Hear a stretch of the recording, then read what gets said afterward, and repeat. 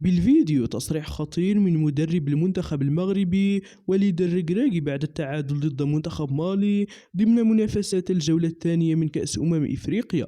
شاهد ماذا قال. ولكن قبل أن نبدأ لا تنسى الصلاة على رسول الله والاشتراك في القناة والإعجاب بالفيديو.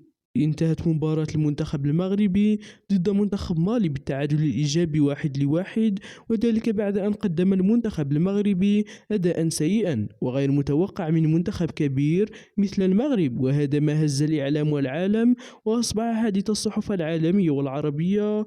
وبعد هذه المباراة صرح المدرب المغربي وليد الركراكي لقناة الرياضة الإفريقية وقال: أنا لست سعيدا بهذه النتيجة، والسبب كان هو أداء اللاعبين الغير جيد والأخطاء الفردية التي أثرت على أحداث المباراة وكذلك الفرص الضائعة. وأنا بصفة مدرب المغرب فأنا أعدكم بأنني سأحقق هذه الكأس وأدعو المغاربة إلى التفاؤل، فالمنتخب المغربي منتخب قوي وكبير القارة الأفريقية. وكلمتي الأخيرة للشعب المغربي هي أنني إن لم أحقق هذه الكأس فسأقدم استقالتي من تدريب المنتخب الوطني المغربي.